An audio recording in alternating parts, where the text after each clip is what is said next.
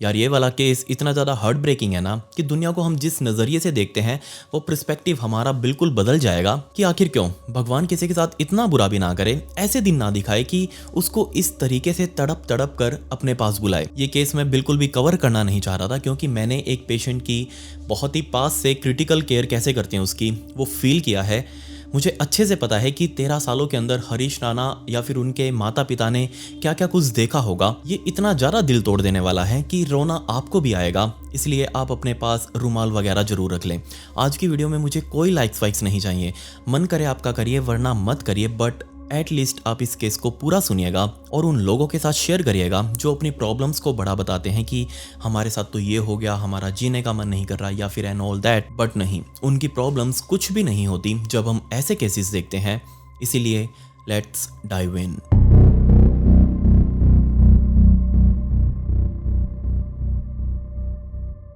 इस अनबिलीवेबल और heart breaking case को समझने के लिए हमें हमारे भारत के राजधानी दिल्ली शहर में जाना पड़ेगा और टाइम था 2010 का और इसी दिल्ली में रह रहा था अशोक राणा का परिवार, जिसमें उनकी धर्मपत्नी, उनके 2 बेटे, 1 बेटी। इनमें सबसे बड़ा बेटा 18 साल का हरीश राणा, जिन्होंने अभी 2010 में अपनी 12th पास आउट की थी। और 12th के बाद बच्चों के अंदर बहुत ज़्यादा कन्फ्यूजन रहती है कि आगे उन्हें क्या करना है, ग्रेजुएशन के अंदर वो क्या करें, मेडिकल से करें, नॉन मेडिकल से करें या फिर आर्ट्स से करें या फिर कॉमर्स से करें। जिनकी पहले स्ट्रीम होती है वो अपनी अपनी आगे चूज कर लेते हैं, लेकिन मेडिकल नॉन मेडिकल वालों के लिए स्पेशली दिक्कत आती है, खासकर नॉन मेडिकल वालों के लिए, कि आगे वो क्या करें, वो बीएससी करें, बीटेक करें या फिर और भी बहुत सारे कोर्सेज आते हैं। बट यहाँ हरीश राणा ने अपने परिवार के साथ मिलकर ये डिसाइड किया कि अब 12th पूरी हो चुकी है तो उनको आगे बीटेक यानी कि इंजीनियरिंग करनी है, और वो इंजीनियरिंग कहीं और से नहीं बल्कि चंडीगढ़ से करेंगे। जल्दी उन्होंने अपनी यूनिवर्सिटी में होने वाले एंट्रेंस एग्जाम के लिए अप्लाई किया और चंडीगढ़ की एक बहुत ही नामी यूनिवर्सिटी के अंदर हरीश राणा का सिलेक्शन भी हो चुका था। 2010 में उन्होंने अपना सारा सामान पैक किया घर से और वो चंडीगढ़ शिफ्ट हो चुके थे। उन्होंने वहां एक पीजी लिया और पीजी के अंदर रहते हुए उन्होंने अपनी इंजीनियरिंग शुरू करी। दूसरी तरफ दिल्ली में परिवार, उनके पिता अशोक राणा उस टाइम पर एक 5 स्टार होटल के अंदर नौकरी किया करते थे। सब कुछ बहुत ठीक सा चल रहा था, मिडिल क्लास फैमिली, एक आम फैमिली आपके और हमारे जैसी। बट 2013 का टाइम आ चुका था और स्पेशली दिन था रक्षाबंधन का, 20 अगस्त 2013 के दिन। अब 3 साल से ऊपर का टाइम हो चुका था हरीश राणा को चंडीगढ़ में रहते हुए। अब वो बीटेक के फाइनल ईयर में पहुंच चुके थे। इन 3 सालों में चंडीगढ़ के अंदर रहते हुए हरीश राणा ने अपने म्यूजिक के शौक को भी पूरा किया। अलग अलग उन्होंने म्यूजिक कंपोजिशंस करी, शोज के अंदर जा जाकर उन्होंने परफॉर्म भी किया। ऐसे नहीं कोई मेन स्ट्रीम सिंगर या फिर परफॉर्मर नहीं थे वो, उनको बस शौक था छोटे मोटे शोज के अंदर जाकर बैक एंड में परफॉर्म करने का, और एक बहुत ही अच्छे आर्टिस्ट हरीश राणा बन चुके थे। बट 20 अगस्त 2013 के दिन, रक्षाबंधन वाले दिन, हरीश राणा ने अपनी बहन को दोपहर के टाइम पर फोन किया और उनसे माफी मांगने लगे, क्योंकि अब रक्षाबंधन के दिन भाई अपनी बहनों के घर जाते हैं उनसे राखी बंधवाने के लिए, और बहनें भी अपनी सांसें रोक कर वेट करती रहती है कि कब उनके भाई आएंगे, वो उनको राखी बांधेगी। ये एक परंपरा है, सदियों से हमारे भारत में चली आ रही है, और इस परंपरा के अकॉर्डिंग ही हरीश राणा ने अपनी बहन को फोन किया, जिसमें वो सॉरी बोल रहे थे कि नहीं आज मैं नहीं आ पाऊंगा। और इस बात से ऑब्वियसली हरीश राणा की छोटी बहन वो उनसे उदास थी कि आज आना चाहिए था, तुमको राखी बंधवानी चाहिए थी, मैं यहाँ वेट कर रही थी। लेकिन हरीश राणा ने उस टाइम पर वो फोन काट दिया क्योंकि उनकी क्लास थी। शाम होते ही वो वापस अपने पीजी में आए। अब असल में हरीश राणा का रूम पीजी के 4th फ्लोर पर, यानी कि मल्टी स्टोरीज बिल्डिंग थी वो, और उसमें 4th फ्लोर पर हरीश राणा ने अपना कमरा ले रखा था। और जैसे ही रात का खाना खाकर हरीश राणा अपने कमरे में पहुंचे, तभी उनको याद आया कि आज दिन में उनकी बहन बहुत ज़्यादा उदास थी, रक्षाबंधन का टाइम है, एक बार और फ़ोन कर लेते हैं। सो कमरे के अंदर ही उन्होंने अपनी बहन को फ़ोन मिलाया और बातें करते करते वो कमरे से बाहर निकल चुके थे। अब इस कमरे के बाहर एक बड़ी सारी बालकनी, और इस बालकनी की दीवार के सहारे खड़े होकर वो फ़ोन कर रहे थे, और इसी बालकनी की दीवार से उल्टे होकर वो नीचे की तरफ गिर चुके थे। फ़ोन अभी भी चल रहा था। दूसरी साइड दिल्ली में बैठी उसकी बहन बार बार बोल रही थी कि हेलो भैया, क्या हुआ क्या हुआ। एकदम से फ़ोन के ऊपर भी धमाके की आवाज़ आई होगी जब फ़ोन वो नीचे गिरा होगा। अब हरीश राणा को भयंकर चोटें लगी। हरीश राणा नीचे गिरते ही आसपास के जितने भी बच्चे थे उस पीजी में रह रहे थे, सभी ने देख लिया कि हरीश राणा के साथ ये हादसा हो चुका है। तुरंत उन्होंने सबसे पहले हरीश राणा को संभाला। खून बहुत ज़्यादा बह रहा था, ऑब्वियस सी बात थी, काफ़ी सारी हड्डियाँ टूट चुकी थी। हरीश राणा के दोस्तों ने मिलकर हरीश राणा को नज़दीकी पीजीआई चंडीगढ़ के अंदर रेफर रेफर किया, वहाँ डॉक्टरों ने उसका इलाज शुरू किया। दूसरी तरफ रात के टाइम पर हरीश राणा के पिता को फ़ोन करके बता दिया कि वो फ़ोन पर बात कर रहा था अपनी बहन से और तभी उसका बैलेंस बिगड़ा, वो नीचे गिर चुका है। हमने हरीश राणा को पीजीआई के अंदर शिफ्ट कर दिया है, आप लोग प्लीज़ आ जाइए। अब ये बात सुनते ही हरीश राणा के घर पर उसके पिता, माता, भाई और बहन ये सभी बहुत ज़्यादा टेंशन में आ चुके थे कि ऐसा क्या हो गया, कोई गंभीर बात तो नहीं है। पूरा परिवार गाड़ी में बैठकर चंडीगढ़ के लिए निकला। वहाँ पहुँचकर रात को ही चंडीगढ़ पीजीआई में अपने बेटे हरीश राणा को संभाला, लेकिन हरीश राणा अभी अनकॉन्शियस थे, वो होश में नहीं थे। माता पिता उसके साइड में खड़े हैं, उसको जगाने की कोशिश कर रहे हैं, बट डॉक्टर्स ने आकर क्लियरली बोल दिया कि अभी इनकी हालत बहुत ज़्यादा ख़राब है और हमें इनको मजबूरन अभी वेंटिलेटर के ऊपर डालना पड़ेगा, क्योंकि ये कॉन्शियस नहीं है, खुद से सांस सही से नहीं ले पा रहे हैं, इसलिए हमें इनके ऊपर वेंटिलेटर लगाना पड़ेगा। अब दिक्कत यहाँ ये थी कि हरीश पूरे तरीके से अनकॉन्शियस, डॉक्टर्स भी अभी कुछ बता नहीं पा रहे कि एक्चुअल में इसको हुआ क्या है, कहाँ कहाँ शरीर में चोट आई है, क्या कुछ हो सकता है, आगे का प्रोसीजर क्या होगा, डॉक्टर्स की समझ में नहीं आ रहा। डॉक्टर्स ने अपने टेस्ट रन करने शुरू कर दिए, जो पॉसिबिलिटीज थी वो उस हिसाब से अपना प्रोसीजर आगे का फॉलो कर रहे थे, बट माता पिता और साथ में भाई बहन ये सभी लोग बाहर बैठकर वेट कर रहे थे कि कब उनका हरीश होश में आएगा और वो उससे बात कर पाएंगे। लेकिन दिन बीतते रहे, पीजीआई वालों ने भी हाथ खड़े कर दिए कि नहीं, हमारे बस की नहीं है, आप कहीं और ट्राई कर लीजिए, हमसे ये ठीक नहीं हो पा रहा। वेंटिलेटर के ऊपर लगे लगे हरीश को ही अलग अलग हॉस्पिटल में उसके माता पिता और भाई बहन चक्कर कटवाने लगे कि कहीं इसका इलाज मिल जाए। अलग अलग डॉक्टर्स के ओपिनियन लिए गए, लेकिन इन सब के बीच में सिर्फ टाइम ही बीता, हरीश ठीक नहीं हुआ, हरीश अभी भी कोमा के अंदर ही था। एट द एंड डॉक्टर्स ने हरीश के माता पिता के सामने एक सही सलाह रखी कि आप इसको अपने घर ले जाइए, इसकी सेवा करिए, क्योंकि ऐसे किसी भी हॉस्पिटल के अंदर इसका इलाज है ही नहीं। द रीजन इज जो इसको हुआ है वो एक लाइलाज बीमारी है। अब आप बस समझने की कोशिश करेगा कि हमारा शरीर कैसे काम करता है। मैं बोल पा रहा हूँ, मैं अपने होठ हिला पा रहा हूँ, मैं अपने हाथ हिला पा रहा हूँ, ये सब ऐसे नहीं है कि पहले से कहीं रजिस्टर्ड है, नहीं।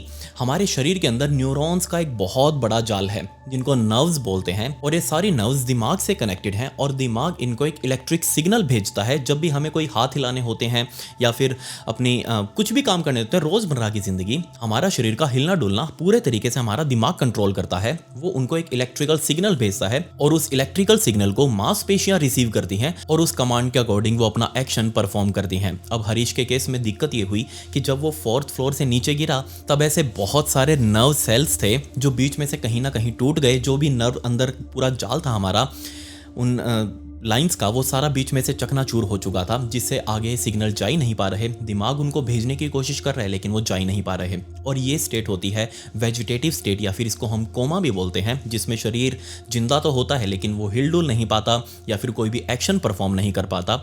अब इस टाइम पर 2 पॉसिबिलिटीज हो सकती हैं, या तो हम कुछ भी बोल रहे हो तो हरीश राणा सुन पा रहा हो, या फिर वो पूरे तरीके से सुन हो, उसको कुछ नहीं पता बाहर क्या चल रहा है, उससे रिलेटेड क्या बातें हो रही हैं। तब डॉक्टर्स ने माता पिता को समझाया कि हम आपको तरीका बता देते हैं कि घर पे आप हरीश राणा की सेवा कैसे कर सकते हैं। सबसे पहले डॉक्टर्स ने हरीश राणा के नाक से होते हुए एक आरटी ट्यूब होती है, राइल्स ट्यूब जिसे बोलते हैं, वो नाक से होते हुए उसके पेट में लगा दी ताकि उसको खाना और पानी टाइम टाइम पर दिया जा सके। साथ में फोलिस कैथेटर यानी कि यूरिन पास आउट करने के लिए, अब क्योंकि हरीश राणा खुद से पास आउट नहीं कर सकता, खुद से वो बाथरूम नहीं जा सकता, इसलिए डॉक्टर्स ने उसके प्राइवेट पार्ट के अंदर फोलिस लगा दिया ताकि उसका शरीर जितना भी वेस्ट यूरिन बनाए वो उस थैली से बाहर की तरफ जा सके। आपने देखा होगा पेशेंट्स के लगा होता है। माता पिता को यह भी समझाया गया कि आप एक केयर टेकर भी रख सकते हैं जो 24 घंटे हरीश राणा के पास रह के उसकी मदद करेगा, उसको इस एक्सीडेंट से उभरने में मदद करेगा। लेकिन अब मैं आपको बताऊं, मिडिल क्लास फैमिली कहां तक अफोर्ड कर सकती है इन सब चीज़ों को। माता पिता ने खुद ही इन चीज़ों को करना सीख लिया डॉक्टर से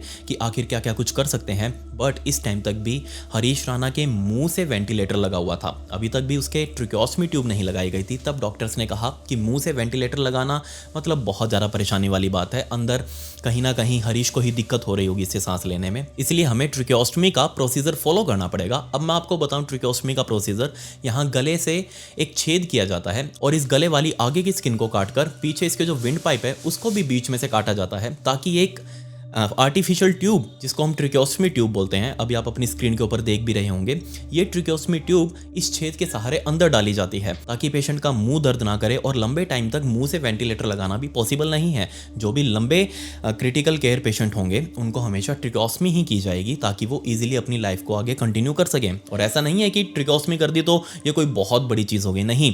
लोग 20-20 साल 30-30 साल से हैं ऐसे इस दुनिया के अंदर मौजूद है अभी भी जो ट्रिकोस्टमी गले में लगाकर अपनी रोजमर्रा रोजमर्रा की काम कर रहे हैं, अपनी जिंदगी आराम से जी रहे हैं, बस जैसे हम मुंह से या नाक से सांस लेते हैं वो डायरेक्ट गले से सांस लेते हैं। और ऐसी एक ट्यूब अब हरीश राणा के गले के अंदर लगाई जा चुकी थी। एक साथ में बड़ा सारा वेंटिलेटर एक मशीन होती है जिसको हम लाइफ सपोर्ट सिस्टम भी बोलते हैं। इसके अंदर काफ़ी सारे मोड्स होते हैं, बाईपैप, सीपैप या फिर PRCV, बहुत सारे ऐसे मोड्स होते हैं जिनको अकॉर्डिंगली परफॉर्म किया जाता है। और ये वेंटिलेटर की मशीन साथ में हरीश राणा को लगाकर पूरे तरीके से तैयार करके घर पर भेज दिया। अब बेचारे माँ बाप सोच कर देखिए, आप जहाँ उनका बेटा हंसता खेलता उनसे बातें कर रहा था, इंजीनियरिंग की पढ़ाई अपनी पूरी करने वाला था, उसके आगे आने वाले बड़े बड़े सपने थे, लेकिन अब वो वेजिटेटिव स्टेट के अंदर आकर अपने कमरे में, अपने घर के कमरे में लेट चुका था एक पेशेंट बेड के ऊपर। माँ बाप उसके आसपास रहते, सारा दिन उसकी सेवा करते, भाई बहन उसके साथ रहते, उसकी देखरेख करते। अब घर में इस तरीके का जब पेशेंट आ जाता है तो यकीन मानिए पूरे घर की ज़िंदगी मैं कहूँ तहस नहस हो जाती है। बोलना नहीं चाहिए लेकिन हाँ, ये एक्चुअल चीज़ है, मैंने खुद फील किया है। सच में सभी लोग परेशान हो जाते हैं। बीमार सिर्फ एक व्यक्ति होता है लेकिन सफ़र पूरा परिवार करता है। यहाँ पर भी मैं समझ सकता हूँ हरीश राणा के परिवार के साथ क्या हुआ होगा। अब ऐसे हरीश राणा जैसे क्रिटिकल पेशेंट की केयर करना कोई हलवा नहीं है। अब हमारी छाती के अंदर बनता है बलगम, जिसको हम सीक्रेशंस भी कहते हैं, या फिर जो भी आप अपनी लैंग्वेज में बोलते हो। अब हम तो क्या करते हैं कि उसको खास कर मुंह से निकाल देते हैं। आपने देखा होगा वो हरा हरा वो बलगम आप थूकते होगे जब भी जुकाम हो या फिर आपको ठंड लगी हो, या फिर आप नाक से भी ऐसे करके निकाल देते होगे। लेकिन जो पेशेंट ट्रिगोस्मी के होते हैं उनकी छाती वाला बलगम ऐसे नाक से या मुंह से नहीं निकलता, बल्कि एक अलग से सक्शन कैथेटर आता है और एक सक्शन मशीन आती है जिसको हम वैक्यूम मशीन भी कह सकते हैं। हरीश के माता पिता ने उस वैक्यूम मशीन को चलाना सीखा। डेली वो अपने हरीश का सक्शन वगैरह भी करते होंगे, सारा बलगम बाहर निकालते होंगे ताकि अंदर कुछ भी जमा ना हो और हरीश सही से सांस ले सके। धीरे धीरे टाइम बीतता रहा और माँ बाप ने एक चीज़ नोटिस करी कि जहाँ उनका बेटा पहले बहुत ज़्यादा हेल्दी हुआ करता था, अब हरीश का शरीर काफ़ी ज़्यादा डाउन जाता जा रहा है। डॉक्टर से बात की गई, डॉक्टर्स ने कहा कि ये जो RD ट्यूब होती है इससे हम सिर्फ लिक्विड खाना ही पहुँचा सकते हैं, इसलिए हमें मजबूरन हरीश के पेट में डायरेक्ट पैग ट्यूब लगानी पड़ेगी। पैग ट्यूब आप गलत मत समझिएगा, वो मैं उस पैक की बात नहीं कर रहा। पैक ट्यूब एक तरीके की ट्यूब ही होती है, जैसे मैंने आपको ट्रिगोस्मी ट्यूब दिखाई थी ना, वैसी ही एक और ट्यूब होती है जो पेट के अंदर, जहां हमारा स्टमक होता है, जहां हम खाना खाते हैं, उस पेट के अंदर छेद करके बाहर से एक ट्यूब लगाई जाती है जिससे हम सॉलिड खाना, थोड़ा सा जो हम विस्कस खाना भी बोल सकते हैं, रोटी को चूर दिया, उसका चूरमा बना के उसके अंदर सब्जी मिला के ब्लेंड करके अच्छे से एक पेस्ट बना के डाल दिया। जबकि वो पेस्ट RT ट्यूब बहुत ज़्यादा पतली होती है, जबकि पैक ट्यूब थोड़ी उससे मोटी होती है। उस मोटी ट्यूब से हम डायरेक्ट पेट के अंदर पहुंचा सकते हैं। माँ बाप ने बेचारे हरीश की पैक सर्जरी भी करवा ली, उसको पैक ट्यूब लग चुकी थी। माँ बाप ने पैक ट्यूब को भी हैंडल करना सीख लिया, उसकी केयर करना सीख लिया। इस मेडिकल केयर की आदत पूरे परिवार को लग चुकी थी। स्पेशली बहुत ज़्यादा दिक्कत होती थी कि बेचारे हरीश को फ्रेश कैसे करवाया जाए। उसका चलो यूरिन तो सारा फॉलिस बैग के अंदर इकट्ठा हो रहा था, लेकिन उसको फ्रेश कैसे करवाया जाए। तब पहले तो डाइपर्स का भी यूज़ किया गया, बट डाइपर्स को साफ़ करना फिर बहुत ज़्यादा दिक्कत परेशानी वाली बात है। और फिर बाद में आइडिया आया कि क्यों ना एक पोर्टेबल चेयर बना ले जिसके अंदर उठाकर बेचारे हरीश को उसमें बैठा सके और वो फ्रेश हो सके। लेकिन अब दिक्कत ये थी कि हरीश अनकॉन्शियस है, उसको नहीं पता कि वो कब फ्रेश होएगा, या फिर अगर उसको पता भी हो, प्रेशर भी हो, तो भी वो बता नहीं पाएगा किसी को कि उसको फ्रेश होना है। इसलिए एट द एंड बेचारे हरीश को पूरे तरीके से डाइपर्स पर ही रखा। लेकिन अब धीरे धीरे और टाइम बीतता रहा, वेट उसका और ज़्यादा गिरता जा रहा था। लेकिन अब एक नई समस्या खड़ी हो चुकी थी और वो समस्या थी बेड सोर्स। अगर हम लंबे समय तक बेड के ऊपर एक ही पोजीशन में पड़े रहें तो हमारे शरीर के कुछ पॉइंट्स होते हैं जहाँ पर हड्डियाँ जोड़ खाती हैं, जोड़ मिलाती हैं अपना, वहाँ से स्किन प्रेस होने लगती है, दबने लगती है, और ये स्किन दब दब के खुद को ही काटना शुरू कर देती है, मतलब कि घाव बन जाते हैं। अगर उसको हवा ना लगाई जाए, अगर एक ही पोजीशन में पड़ा रहे बंदा, अगर उसको उठाया ना जाए, उसको करवट ना दिलाई जाए, तो वहाँ बेड सोर्स होने पक्का है, लगभग पक्का है। अगर बहुत ही ज़्यादा ध्यान रखा जाए, करवट दिलाया जाए, तो फिर भी एक बात अलग है। बट 13 सालों में बेड सोर्स ना हो ऐसा हो ही नहीं सकता।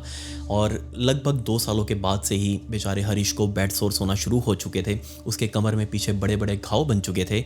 बेशक कितनी भी करवटें दिला लो, कितनी भी हवा लगा लो, लेकिन इंसान जब तक कॉन्शियस नहीं होगा बेड सोर्स आएंगे ही आएंगे। यहाँ हरीश के कमर में बेड सोर्स आ चुके थे। डॉक्टर से पूछ कर बेचारे माता पिता ने बेड सोर्स का इलाज करना शुरू किया। और यकीन मानिए बेड सोर्स का इलाज करना अपने आप में एक बहुत बड़ा चैलेंज है, क्योंकि इन घाव से बहुत ज़्यादा बदबू आती है। इन घाव के अंदर हाथ लगाना भी एक आम इंसान की बस की बात नहीं है, जो खून वगैरह को देख कर डर जाता हो, क्योंकि ऐसे मांस के लोथड़े बाहर लटक जाते हैं। अब ऐसा ही कुछ हाल बेचारे हरीश के कमर का हो चुका होगा। लेकिन बेड सोर्स को ठीक करने का तरीका यही है अगेन हवा लगाओ, गॉज पीस आते हैं, पैराफिन गॉज पीस वगैरह, उनकी ड्रेसिंग की जाती है ताकि बेड सोर्स ठीक किए जा सके। हरीश के माता पिता ने भी उनके बेड सोर्स का इलाज किया। अब धीरे धीरे टाइम और ज़्यादा बीतता जा रहा था, महीने अब सालों में बदल चुके थे। माता पिता को ये आदत हो चुकी थी कि उनका बेटा अब इसी पोजीशन में रहेगा, वो इस स्टेट से बाहर नहीं आ सकता। उन्होंने उम्मीद लगभग छोड़ दी, लेकिन उन्होंने अपने खुशियों को नहीं छोड़ा। माता पिता अपनी हर एक खुशी हरीश के साथ शेयर करते। उसका जब भी बर्थडे आता, अब आप बस इमेजिन करके देखिएगा, हरीश का बर्थडे है लेकिन हरीश को कोई पता नहीं, लेकिन वो आंखें खोलता था। अब वो देख पा रहा है बाहर का, ये नहीं पता, वो फील कर पा रहा है चीज़ें, नहीं पता, सुन पा रहा है कुछ, नहीं पता। लेकिन माता पिता उसको सब कुछ समझाने की कोशिश करते। उसके बर्थडे पर उसको एक स्पेशल चेयर के ऊपर बैठाया जाता। वही बर्थडे की एक आम मिडिल क्लास फैमिली की तैयारियाँ, एक केक कटवा देना, मोमबत्ती बुझा देना, और ये सब कुछ बेचारे हरीश के साथ सालों से होता आया। लेकिन अब समस्या ये थी कि दवाइयाँ बहुत ज़्यादा महंगी, जो रूटीन दवाइयाँ चल रही थी हरीश की, वो इतनी ज़्यादा महंगी कि परिवार अब इससे ज़्यादा और खर्चा नहीं उठा सकता। लेकिन अपने बेटे को इस तरीके से मरता हुआ भी नहीं देख सकता, इसलिए मजबूरन माता पिता के पास और कुछ तो था नहीं जिसको वो बेच सके। जिस घर के अंदर वो दिल्ली में रह रहे थे, उसी घर को उन्होंने बेचना निकाल दिया, और जल्दी वो घर बिक भी चुका था। उस घर को बेचकर जो पैसे आए, उसमें से कुछ पैसों से इन लोगों ने गाज़ियाबाद की आराध्या कॉलोनी में, आराध्या सोसाइटी के अंदर एक फ्लैट ले लिया और उस फ्लैट के अंदर शिफ्ट हो चुके थे। जबकि बाकी बचा हुआ पैसा उन्होंने अपने बेटे की बीमारी के ऊपर लगाया। अब इस नए घर के अंदर हरीश उसी स्टेट के अंदर, वेजिटेटिव स्टेट में, और काफ़ी साल अब इस हालत को बीत चुके थे। माता पिता हर एक दिन यही उम्मीद करते कि कब उनका बेटा एक सुबह उठेगा और एकदम हेल्दी होगा, कब वो अपने हाथ पैर हिला पाएगा, कब खुद से वो खड़ा हो पाएगा। उन्होंने सालों दर सालों वेट किया, लेकिन अब 10 सालों से भी ज़्यादा का टाइम बीत चुका था। और इन 10 सालों बाद, यानी कि 2023 के बाद, बेचारे माता पिता ने भी हार माननी शुरू कर दी। आस पड़ोसियों के कहने पर, आसपास के लोग जो कहते हैं कि इस डॉक्टर को दिखा लो, एक बार उससे पूछ लो, क्या पता वो कुछ कर दे, हमने वहाँ करवाया था, हमारा तो हो गया था, एक बार आप उनसे ट्राई कर लो। हरीश के माता पिता को लोग जो भी कुछ बताते गए, वो सब कुछ फॉलो करते गए, लेकिन हरीश के शरीर के ऊपर कोई भी फर्क नहीं पड़ा। इनफैक्ट एट द एंड तो सहारा वही होता है कि किसी झाड़ फूक का सहारा ले ले, क्योंकि कहते हैं ना, काम ना करे लाख या फिर कर दे राख। मतलब कि जो लाख रुपए में भी काम नहीं हो सकता, क्या पता वो छोटी सी राख के अंदर काम हो जाए। इसलिए हरीश के माता पिता को उम्मीद थी कि किसी झाड़ फूक से या फिर आयुर्वेदिक कोई इलाज करवा के हरीश को ठीक किया जा सके, और वो आयुर्वेदिक दवाइयाँ भी शुरू की गई। लेकिन हरीश के शरीर के ऊपर कोई भी फर्क नहीं पड़ा। 1 दशक से ज़्यादा टाइम बीत चुका था हरीश को इसी बेड के ऊपर, इसी स्टेट के अंदर पड़े हुए। इमेजिन करके देखिएगा, क्या आप किसी बेड के ऊपर 10 से 12 घंटे भी पड़े रह सकते हैं? मेरे ख्याल से आपका जवाब ना होगा। लेकिन अभी बेचारे हरीश को वहाँ उसी बेड के ऊपर पड़े हुए 12 साल बीत चुके थे, और उनके माता पिता की, जो उनके साथ रह रहे थे, उनकी ज़िंदगी तो खुद हरीश की सेवा के आगे पीछे ही घूम रही थी। कहीं वो बाहर आ जा नहीं सकते। एक टेंशन रहती है अगर घर में ऐसा कोई क्रिटिकल पेशेंट हो, क्योंकि वो मशीन की सांस ले रहा है, उसकी खुद की कोई सांस नहीं है, और मशीन कब काम करना बंद कर दे, मशीन ख़राब हो जाए, तो वो एट द एंड क्या करेंगे? टेंशन हो जाती है ऐसे बहुत ज़्यादा। मैंने ये चीज़ पर्सनली बहुत पास से फील की है। कभी मौका मिला तो आप सबको ज़रूर बताऊंगा। और धीरे धीरे टाइम बीतता रहा, और अब टाइम आ चुका था जुलाई 2025 का। इस जुलाई 2025 के महीने में स्टार्टिंग में ही माता पिता और जितने भी परिवार वाले थे, भाई और बहन हरीश के, ये सभी डिसाइड कर चुके थे कि देखो, जो हमने करना था कर लिया, हमने अपनी पूरी कोशिशें कर ली, पूरा जोर लगा लिया। ऐसा कोई डॉक्टर नहीं था जिससे इसके बारे में राय ना ली हो, जिससे कोशिश ना करी हो कि हरीश के शरीर का कोई इलाज हो जाए। इसके ऊपर खर्चा करने में भी कोई कसर नहीं छोड़ी, जितना उनसे बन सकता था उन्होंने किया, लेकिन हरीश के ऊपर कोई भी फ़र्क नहीं पड़ा। इससे अच्छा है कि बेचारा, देखो, माता पिता तो 13 साल से परेशान हो ही रहे हैं, उसकी सेवा कर रहे हैं। बेचारा वो खुद, उसके शरीर के ऊपर क्या बीत रही होगी। अगर वो आंखें खोल रहा है, वो सब चीज़ें देख पा रहा है, तो अंदर से वो सोच भी पा रहा होगा। बेशक वो कुछ हिल डुल नहीं सकता, लेकिन सोच तो सकता ही है। उसके ऊपर क्या बीत रही होगी, उसका शरीर कैसा बन चुका है। जहां हरीश को पहले बॉडी बिल्डिंग का शौक था, अब आप इस इमेज को देखिए, क्या आप इस फोटो को देखकर अंदाजा लगा सकते हैं कि लड़का कभी बॉडी बिल्डर रहा होगा? नहीं, आपका जवाब ना होगा। लेकिन उसके ऊपर क्या बीत रही होगी, 13 सालों से वो बेड के ऊपर है। बट हरीश के माता पिता ने फाइनली ये डिसाइड किया कि अब हमें कोर्ट से ये इजाज़त मांगनी चाहिए कि हम हरीश को इस दुनिया से अलविदा कर सकें, क्योंकि हमने जितने रास्ते हो सकते थे सब कुछ अपना के देख लिए। हरीश भी इसमें परेशान हो रहा है, हमारी ज़िंदगी इसमें नरक बन चुकी है। इससे अच्छा है हरीश को इन सभी रोगों से मुक्ति दिलवाएं और अपने दिल के ऊपर पत्थर रख के हरीश को इस दुनिया से विदा करें। 8 जुलाई 2025 के दिन हरीश के माता पिता दिल्ली हाई कोर्ट में पहुंचे और यहां एक याचिका दर्ज करी, जिस याचिका के अंदर उन्होंने कोर्ट से ये आज्ञा लेने की मांग करी थी कि वो अपने बेटे की इच्छा मृत्यु चाहते हैं, क्योंकि वो अब उसको नहीं संभाल पा रहे। उनका बेटा भी इस बीमारी से अंदर ही अंदर कहीं ना कहीं परेशान होगा, इसीलिए कानून उसको एक स्वाभिमान की मौत दे। अब कानून के अंदर, हमारे भारत के संविधान के अंदर, जैसे जीने के लिए स्वाभिमान लिखा हुआ है, वैसे ही मरने का भी स्वाभिमान है। अगर कोई बंदा जिया शान से है तो वो मरेगा भी शान से, ये उसका हक है। अब इसके ऊपर वहाँ हाई कोर्ट के अंदर सुनवाई शुरू हुई, लेकिन हाई कोर्ट ने ये याचिका खारिज कर दी, क्योंकि उनको कहीं ना कहीं ये गलत लग रहा था।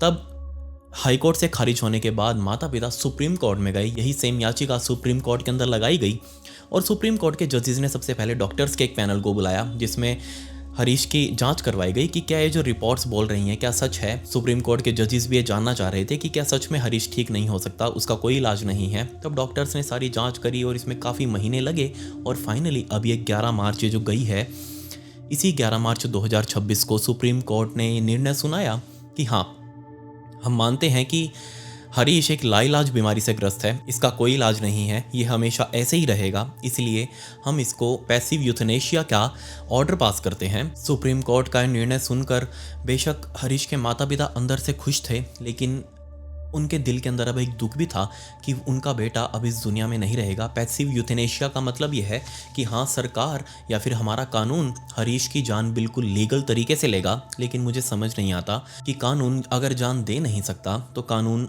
जान ले कैसे सकता है। चलो वो बात अलग है, किसी क्रिमिनल को फांसी दे रहे हैं या फिर और किसी तरीके से उसकी जान ले रहे हैं, वो बात अलग है, क्योंकि उसने कोई क्राइम किया है। लेकिन यहाँ किस तरीके से, क्या हक था कि हरीश की जान इस तरीके से ली जाएगी। और ये जो प्रोसीजर बताया गया था, ये सच में दिखने में आपको बहुत ही सरल सा लग रहा होगा, लेकिन नहीं, ये जब मैं अब आपको इसकी डिटेल्स बताऊंगा, आप खुद कहेंगे कि क्या सच में ऐसा हो रहा है इसके साथ, आप बिलीव नहीं करेंगे। पैसिव यूथनेशिया का ऑर्डर पास होते ही सबसे पहले 11 मार्च के दिन ही शाम के टाइम पर डॉक्टर्स की एक टीम हरीश के घर पर गाजियाबाद में पहुंची। वहां उनकी जांच पड़ताल करी, बेसिक टेस्ट किए कि क्या हरीश को वहां शिफ्ट करना सही रहेगा, और वो उसमें बिल्कुल खरा उतरा, हाँ, हरीश को हम वहां शिफ्ट कर सकते हैं। और इसके बाद धीरे धीरे खबर ये पूरे भारत के अंदर फैल गई कि पहली बार पैसिव यूथनेशिया का इस तरीके से यूज़ किया जाएगा, किसी की जान ली जाएगी लीगल तरीके से। तो एक बहुत ही बड़ी खबर बन चुकी थी।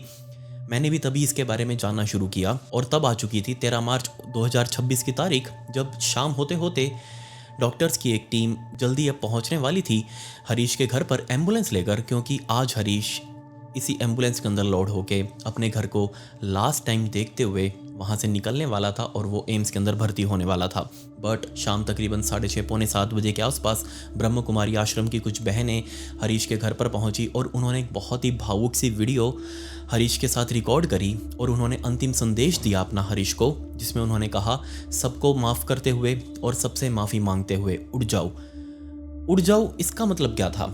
जब मैंने इसके बारे में और जानने की कोशिश करी तो मुझे पता चला कि हमारा जो ये शरीर है, हमारी जो ये जान है, ये एक पिंजरे के अंदर कैद है जिसको हम दुनिया कहते हैं, और हमारी अगर जान चली जाती है मतलब हम इस पिंजरे से कैद हो गए हैं, हम यहाँ से उड़ चुके हैं। और बिल्कुल ऐसा ही कुछ ब्रह्म कुमारी आश्रम के सभी सदस्य मानते हैं, जो कि बिल्कुल ठीक भी है। हम एक लूप हॉल में फंसे हुए हैं कहीं ना कहीं, और कभी ना कभी इससे जरूर निकल जाएंगे, ये एक अटल सत्य है। ब्रह्म कुमारी की उस बहन ने जो वीडियो रिकॉर्ड करी हरीश के साथ, एक बार आप उस वीडियो की वो झलक देख लीजिएगा, एब्सोल्युटली आपकी आंखों में पानी आ जाएगा।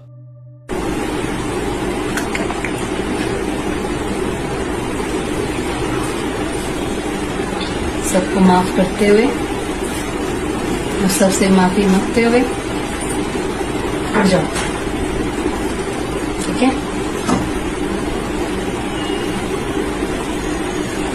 इस वीडियो को शूट करने के कुछ ही मिनटों बाद एक एम्बुलेंस हरीश की सोसाइटी के नीचे पहुंच चुकी थी, और जल्दी डॉक्टर्स ने एक स्ट्रेचर के साथ हरीश के घर के अंदर दाखिल किया, और कुछ वार्ड बॉय जिन्होंने हरीश को उसके सारे इक्विपमेंट्स के साथ, सारे सामान के साथ शिफ्ट किया स्ट्रेचर पर। और वो स्ट्रेचर, उस घर को देखते हुए हरीश उस टाइम पर उठे हुए थे, उनकी आंख खुल रही थी, झपक भी रही थी।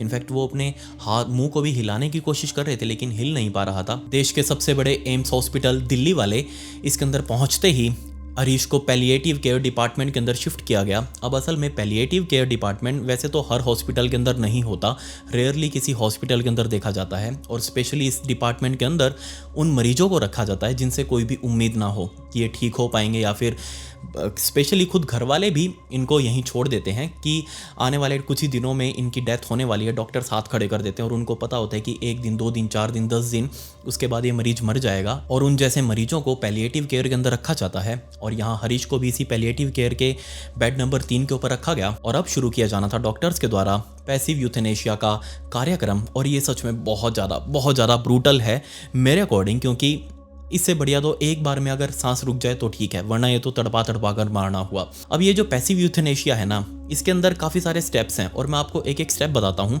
सबसे पहला स्टेप है कि यहाँ जो भी दवाइयाँ चल रही थी हरीश की, उन दवाइयों को कम किया जाएगा। अब क्योंकि हरीश बीपी का पेशेंट बन चुका था, उसको हाई ब्लड प्रेशर रह रहा था, इसलिए उसकी दवाइयाँ चल रही थी। और यहाँ डॉक्टर्स ने एम्स के पहले दिन से ही हरीश की बीपी वाली दवाइयां बंद कर दी। बेशक वो दवाइयां नहीं जाएंगी तो ऑब्वियसली बीपी ऊपर नीचे फ्लक्चुएट करेगा, लेकिन डॉक्टर्स ने वो दवाइयां नहीं दी। अगला दिन यानी कि 14 मार्च का दिन आ चुका था और इस दिन से हरीश का खाना बंद किया जाना था। खाना बंद होते ही उसी शाम जो उसके गले में वेंटिलेटर लगा हुआ था, उस वेंटिलेटर को भी साइड में हटाया गया। ये लाइफ सपोर्ट सिस्टम था। इसके बाद ऑब्वियसली जिस बंदे ने 13 साल मशीनी सांस ली हो, एकदम से वो मशीन हटा देंगे उसकी, तो उसकी सांस फूलेंगी, एकदम से वो कंट्रोल नहीं कर पाएगा, क्योंकि लंग्स को बहुत जल्दी वेंटिलेटर की आदत पड़ जाती है। और हरीश के लंग्स को तो बहुत लंबा टाइम हो चुका था, वो खुद की सांस लेना तो भूल ही गया होगा। बेशक वो बोल नहीं सकता, बता नहीं सकता, लेकिन ऑब्वियसली उसकी सांस फूल रही होंगी। लेकिन फिर भी ट्रिकोस्मी के ऊपर एक फिल्टर कैप लगा के उसको ऐसे ही छोड़ दिया गया, वेंटिलेटर बंद कर दिया गया।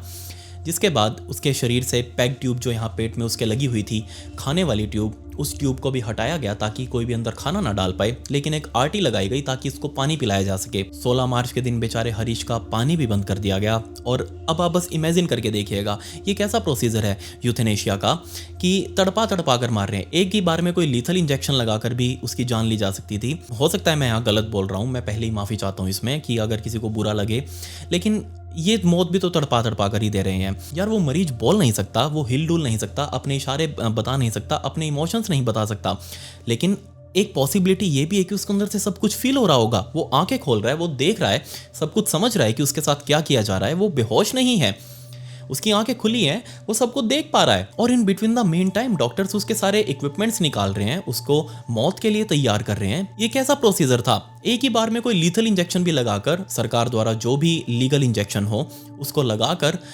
यहाँ जान ली जा सकती थी। बट मेरे अकॉर्डिंग ये थोड़ा सा तड़पा देने वाला था। उसको भूख भी लगेगी, उसको प्यास लगेगी, लेकिन वो बता नहीं सकता, बोल नहीं सकता। आज 16 मार्च की शाम जिस टाइम पर ये रिकॉर्डिंग कर रहा हूँ मैं, आने वाले 1 या 2 दिनों के अंदर हो सकता है उसकी मौत हो जाए।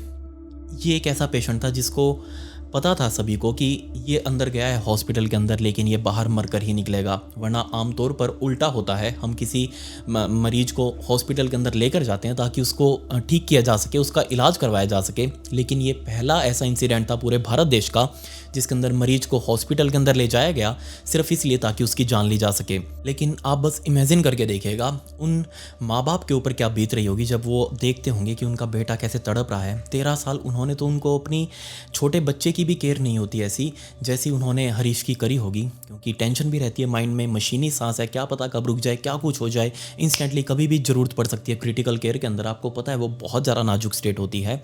13 साल उन्होंने एक छोटे से बच्चे से भी नाजुक केयर हरीश की है, और अब डॉक्टर्स उन्हीं के सामने ऐसा कुछ कर रहे हैं।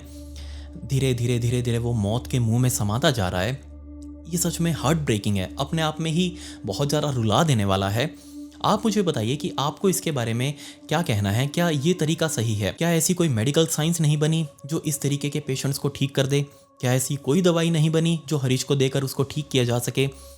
हम 21st सेंचुरी में रह रहे हैं, AI की बात करते हैं, हम टेक्नोलॉजी की बात करते हैं, लेकिन अभी तक हमारे पास हमारे शरीर के अंदर जो बीमारियां हो सकती हैं हम उन्हीं को नहीं समझ पाए, हमारे शरीर को पूरी तरीके से नहीं समझ पाए। आपके अकॉर्डिंग यहाँ हरीश के साथ और क्या अच्छे तरीके से किया जा सकता था? उसकी केयर की जा सकती थी, या फिर एक फंड रेज करके उसका इलाज करवाया जा सकता था किसी और देश में, बाहर विदेश में कहीं कोई टेक्नोलॉजी हो ऐसी। मुझे नहीं पता, मैं कोई मेडिकल स्टूडेंट नहीं हूँ, शायद बनी हो शायद ना भी बनी हो, लेकिन फिर भी एक कोशिश और करनी चाहिए थी सरकार को। अपने एंड पे पहले निर्णय देने से पहले कोर्ट को ये ऑर्डर करना चाहिए था कि सरकार के फंड से हरीश का इलाज करवाया जाए, चाहे वो किसी भी हॉस्पिटल में हो दुनिया के। But at the time of recording this video Harish अभी भी जिंदा है और वो किसी भी टाइम मौत के मुंह में समा सकता है। लेकिन एक लड़का जो अपने फ्यूचर को सेट करने के लिए अपने घर से दूर चंडीगढ़ गया था पढ़ाई लिखाई करने के लिए, और वो लगभग इंजीनियर बन भी चुका था, फाइनल ईयर में था वो।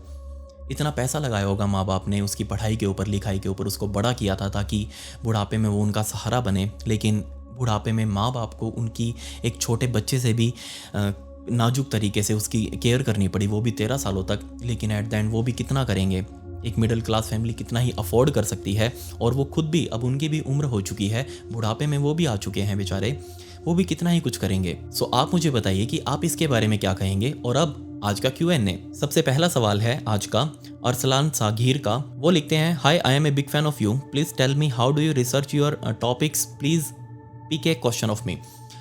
लुक अरसलान, बहुत सारे ऐसे रिसोर्सेज होते हैं, ऑनलाइन ही है। ऑब्वियसली मैं कहीं जगहों पर जाता नहीं हूँ, किसी भी क्राइम सीन के ऊपर जाकर नहीं देखता, ऑनलाइन ही सब कुछ डिटेल्स मिलती हैं।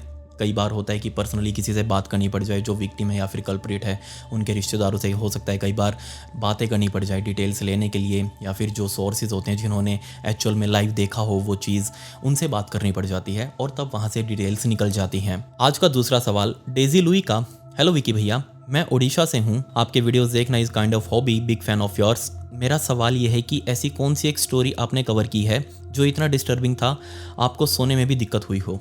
नो डाउट ऐसे बहुत सारे केसेस हैं, जैसे मैंने पिछली वीडियो में आपके सामने डेजीज डिस्ट्रक्शन के बारे में डिस्कस किया था। सबसे पहले तो वो डेजी है, एक लड़की का नाम है डेजी, छोटी बच्ची का, उसके बारे में बात किया था। लेकिन मेरे पास इंस्टाग्राम पर सैकड़ों मैसेज आए जिसमें सारे लोग लिख रहे थे डिजीज़, बीमारी, डिजीज़ डिस्ट्रक्शन नहीं, वो डेजीज़ डिस्ट्रक्शन है, डेजी का डिस्ट्रक्शन। उसके अलावा बहुत सारे हैं, जैसे कि एल्जेंड्रा वाला केस जो मैंने कवर किया था, आई थिंक वो साउथ अमेरिका की किसी कंट्री का था, मैं भूल गया, एल्जेंड्रा, जिसका एक nickname the Pacman woman के नाम से भी रखा गया था। उसके साथ भी बहुत ब्रूटल हुआ था। एंड ऑब्वियसली हम सबका जाना माना केस जंको फ्रूटा का, वो सच में बहुत ज़्यादा डिस्टर्बिंग थे। एंड इसके अलावा मैंने एक सिंगापुर का केस कवर किया था, मैगन ली खुंग का, वो बच्ची के साथ भी बहुत बुरा हुआ था। एंड ऐसी बहुत सारी अनलिमिटेड स्टोरीज हैं जो माइंड में घर करके बैठी रहती हैं सारा दिन। अगला सवाल है अभिषेक राय का। हेलो विकी भाई, your story telling is very unique, big fan of yours. My question is, will you ever start tell stories of your favorite genre in a series? Please pick my comment. Look, मेरा favourite genre जो है ना वो crime and horror का ही है और उससे related मैं वीडियोस बनाता हूँ। मुझे पसंद है, मेरा ये पैशन है, मुझे पसंद है बनाना। तो मैं कुछ जो बहुत ब्रूटल चीज़ें होती हैं ना वो मुझे कवर करना बहुत ज़्यादा पसंद है। लेकिन फिर आ जाती है कम्युनिटी गाइडलाइंस यूट्यूब की, और हर किसी सोशल मीडिया की अपनी कम्युनिटी गाइडलाइंस होती हैं जो मैं चाह कर भी उनको तोड़ नहीं सकता और तोड़नी भी नहीं चाहिए। सबका अपना अपना रूल है, अपने हिसाब से चलती हैं। लेकिन हाँ, जो मेरे मन के अंदर कुछ केसेस हैं जो मैं बताना चाहता हूँ लेकिन मैं उनको बता नहीं सकता, ऑब्वियसली वो बहुत ज़्यादा डिस्टर्बिंग है। लेकिन हाँ, फिर भी अगर कभी मौका मिला तो ज़रूर कभी ना कभी कोई लाइव शोज़ वगैरह कुछ करेंगे, या फिर लाइव 1-to-1 आपसे मिलके सबसे आप लोगों के सामने ऐसी ही कुछ स्टोरीज़ रखेंगे कभी अगर मौका मिला तो ज़रूर। अगला सवाल है आर्ट क्रिएशन का। हेलो सर, बिग फैन, मैं काफ़ी सालों से आपकी वीडियोस देखते आ रही हूँ और लाइक बटन को कभी नहीं भूलती हूँ, थैंक यू सो मच। और मुझे बस एक बार मेरा नाम सुनना है, प्लीज़ बोलना। सो आपका नाम आर्ट क्रिएशन, मुझे नहीं पता आपका नाम क्या है, बट आपका सवाल आप आगे लिखते हैं कि मेरा एक क्वेश्चन है कि क्या कभी आपके यूट्यूब चैनल पर कोई प्रॉब्लम आई है या किसी वीडियो में, क्योंकि आपका ही एक ऐसा चैनल है जिसमें काफ़ी बार ऐसी चीज़ें बता देते हो जो बाकी यूट्यूब चैनल में नहीं बताया जाता, तो क्या आपको ऐसी कोई प्रॉब्लम फेस करनी पड़ती है? आई होप आप आंसर करेंगे। I love your video, thank you so much art creation. And हाँ, बहुत बार वीडियोज़ में प्रॉब्लम आती है, मोस्टली तो डिमोनेटाइज हो जाती हैं, उनसे कोई भी फ़ायदा नहीं होता, बट मैं फ़ायदे नुकसान के लिए बनाता भी नहीं हूँ, दूसरी बात है ये। लेकिन हाँ, काफ़ी बार होती है कि ऐसी दिक्कत आ जाती है कि वीडियो की रीच डाउन कर देता है यूट्यूब, या फिर डिमोनेटाइज हो जाती है तो ऑब्वियसली उसकी रीच गिर जाती है, आप लोगों तक नहीं पहुंचती। और जैसे कि अब करंट में समस्या चल रही है नोटिफिकेशन वाली, कि नोटिफिकेशन नहीं आते वीडियोज़ के, ऐसे बहुत सारे कमेंट आते हैं। सो प्लीज़ आप इस चीज़ को मेंटेन करके रखिएगा। खैर, ये मेरे इंस्टाग्राम आईडी, इसका लिंक आपको डिस्क्रिप्शन में मिल जाएगा। और अब मैं जो आने वाली वीडियोज़ के अंदर सवाल होंगे वो मैं यहाँ से भी उठाऊँगा और इंस्टाग्राम से भी उठाऊँगा। जो आप लोग पूछेंगे तो आप वहाँ अपने सवाल पहले पूछिएगा, तभी मैं आपके सवालों को पिक कर सकता हूँ। ये मेरे इंस्टाग्राम आईडी, इसका लिंक आपको डिस्क्रिप्शन में मिल जाएगा, आप वहाँ आकर मुझे फॉलो कर लीजिएगा, आप अपने सवाल वहाँ ड्रॉप कर सकते हैं। खैर, पिछली वीडियो का शाउट आउट बीनू सूर्यवंशी मगर को and comment pick me to get a shout out in next video. मिलते हैं अगली वीडियो में। ये वीडियो देखने के लिए धन्यवाद।